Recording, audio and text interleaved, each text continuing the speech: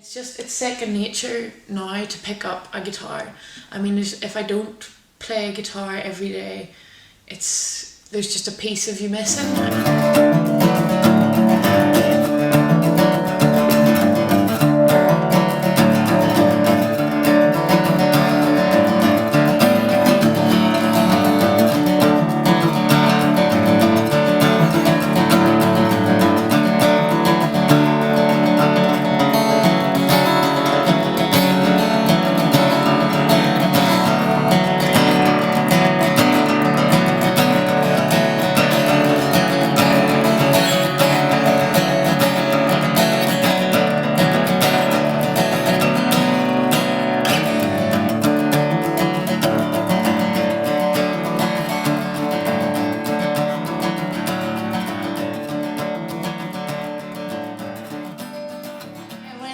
I started to play music, I suppose, oh geez, I got a drum kit for my second birthday, but that was long gone. Apparently I played with the boxes more than I did with the drums, and I can't play drums now at all. I don't understand the tap your foot and move your hands at the same time. My brain just can't comprehend.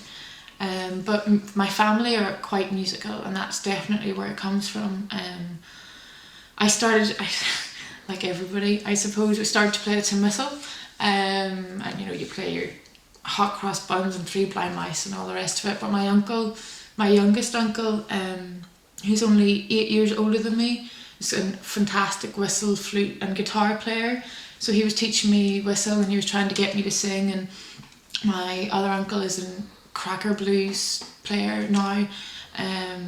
So that kind of was all influenced and being brought up. But the first time I remember properly singing when I was about maybe 8 or 9 in front of people, I suppose. And you know, when you're in your granny's house and they're all like, you stand there and you sing this song. And that's when I started singing, and that's when I decided that I wanted to learn guitar.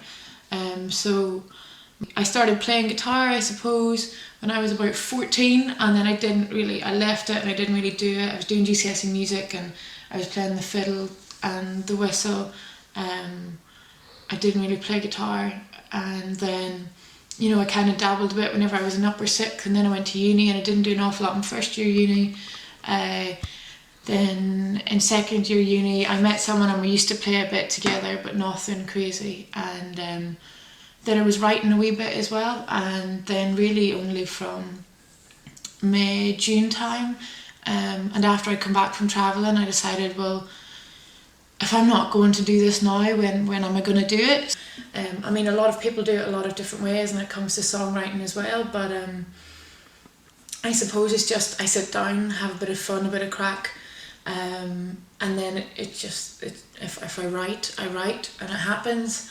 I suppose that's the good thing about doing it by yourself and not being in a band either, that, you know, while you don't have other people to bounce off, it's just you, purely you, and that was a big thing when I started doing the open mics and gigs.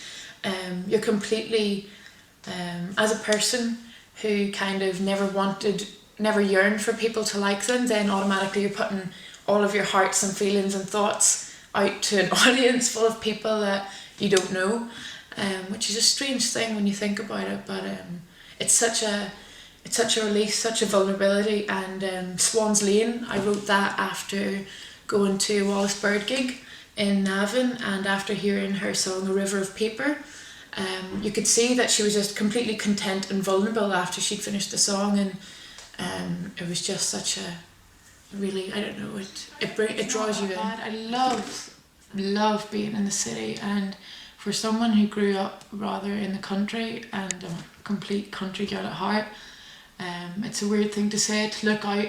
I have a lovely wee courtyard, a lovely wee back garden, and then I look straight out onto somebody else's house, but I can't see into their house. I'm not that bad. But that's what I love about the city.